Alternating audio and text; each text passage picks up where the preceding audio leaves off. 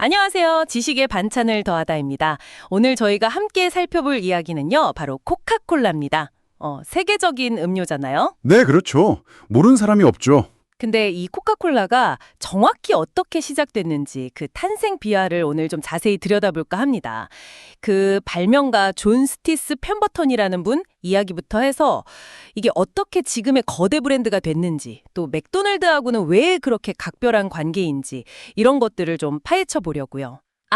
시작하기 전에 다들 아시죠? 구독과 좋아요, 알람 설정 이걸 해주시면 저희가 더 흥미로운 성공 스토리로 찾아뵐 수 있으니까요. 꼭 부탁드립니다. 자, 그럼 시작해볼까요? 코카콜라는 워낙 유명하지만 그 발명가의 삶이 좀 고됐다는 거 혹시 알고 계셨어요? 아마 자세히는 모르시는 분들이 많을 거예요. 네, 이분이 원래 약사였고 남북전쟁 참전 용사였다고 해요. 근데 전쟁 중에 부상을 크게 입으면서 모르핀에 중독되셨다고요? 네, 맞아요.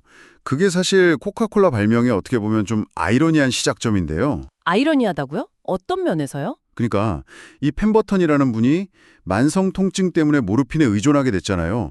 근데 약사니까 이걸 좀 대체할 만한, 그러면서도 좀 뭐랄까 활력을 주는 그런 약용 음료를 계속 개발하려고 했던 거예요. 자신의 고통을 해결하려다가 발명으로 이어진 거군요. 그렇죠. 근데 이게 처음부터 성공한 건 아니었어요. 예를 들어서 프렌치 와인 코카라는 걸 만들었는데 이것도 꽤 인기가 있었다고는 해요.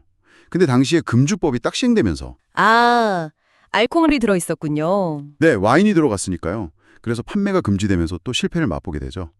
이런 좌들들이 쌓이면서 결국엔 그럼 알코올 없는 걸 만들어보자 이렇게 된 겁니다. 콜라넛 같은 걸 섞어서? 네, 맞아요. 그리고 이름이랑 그 특유의 로고 있잖아요. 흘림체 로고. 네네. 유명하죠. 그건 펜버턴의 사업 파트너이자 회계사였던 프랭크 로빈슨이라는 사람이 만들었다고 해요. 그리고 처음엔 약국에서 두통이나 피로 해소에 좋다고 하면서 팔았대요. 지금 생각하면 좀 신기하죠? 그러게요. 지금은 완전 그냥 청량음료인데 시작은 약이었다니. 네.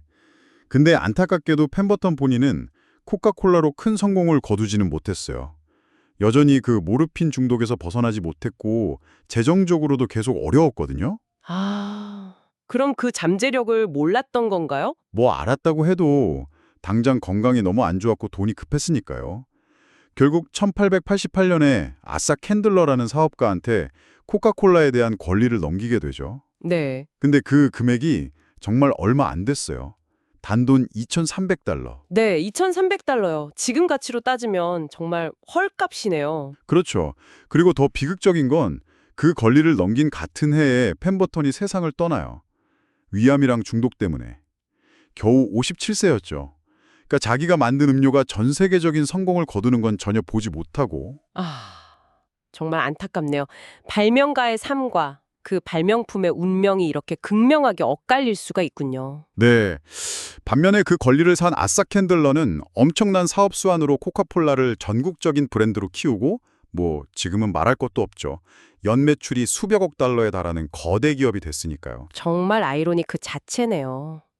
그리고 코카콜라 얘기하면 또 빼놓을 수 없는 게 바로 맥도날드와의 관계잖아요. 네, 맞아요. 왜 맥도날드에서는 그렇게 코카콜라만 파는 걸까요? 이게 그냥 단순 납품 계약? 그런 건 아닌 것 같던데요. 네, 절대 아니죠. 이건 거의 1955년에 맥도날드 프랜차이즈가 막 시작될 때부터 레이크록이 먼저 코카콜라 측에 제안해서 맺어진 아주 오래되고 깊은 전략적 파트너십이에요. 전략적 파트너십이요? 네, 핵심 중 하나는 코카콜라가 맥도날드에는 완제품 음료를 공급하는 게 아니라 특별히 제조된 시럽 원액 형태로 공급한다는 거예요. 시럽으로요? 왜 그렇게 하는 거죠? 그걸 이제 맥도날드 매장에서 직접 탄산수란 정확한 비율로 혼합해서 제공하거든요. 그렇게 하면 이제 막 만든 것처럼 더 신선하고 탄산도 더 쨍하게 느껴진다는 평가가 많아요. 맛의 비결 중 하나라고도 하죠. 오, 그렇군요.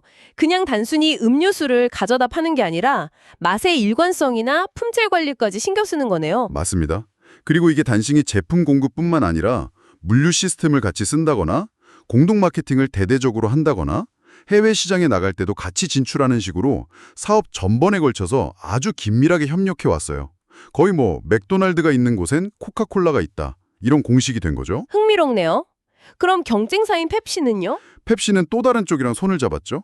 KFC나 피자헛, 타코벨 같은 브랜드를 가진 얌 브랜드라는 그룹이랑 독점 계약을 맺고 자기들만의 또 다른 생태계를 구축했어요. 아하, 그래서 패스트푸드점마다 파는 콜라가 다른 거였군요. 그렇죠. 다 그런 이유가 있는 겁니다. 자, 오늘 이렇게 코카콜라 이야기를 쭉 들어보니까 정말 한 개인의 고통과 실패 속에서 태어난 아이디어가 정작 본인에게는 부와 명예를 가져다 주지 못했지만 다른 사람의 손을 거쳐서 또 전략적인 파트너십을 통해서 이렇게 세계적인 성공 신화가 되었다는 게 참 많은 생각을 하게 하네요. 네, 여기서 우리가 좀 생각해 볼 지점은 펜버턴의 사례처럼 발명가의 열정이나 아이디어 자체도 물론 중요하지만 그게 시장에서 진짜 성공하기 위해서는 타이밍이라든지 자본, 그리고 그걸 사업으로 키워낼 수 있는 경영 능력, 마케팅 능력, 이런 후속적인 요소들이 얼마나 결정적인가 하는 점인 것 같아요. 펜버턴에게는 어쩌면 그 뒷부분이 좀 부족했던 거겠죠. 그러게요. 발명가의 의도나 운명과는 전혀 다른 방향으로 흘러간 셈이니까요. 오늘 이야기 어땠나요? 성공한 사람들은 1번의 성공을 위해 대부분 실패한 인생을 보냅니다. 그런데 아셔야 해요. 실패는 실패가 아니라 성공에 한 발자국씩 가까워지고 있다는 것을. 실패 없는 성공은 없습니다. 그러니 지금 실패로 힘든 시기를 보내고 계시다면 이거 하나만 기억해 주세요. 성공이 다가오고 있다는 걸. 힘내세요. 오늘도 진짜 수고 많으셨어요. 마지막으로 한 번 더 구독과 좋아요, 알림 설정 꼭 부탁드려요.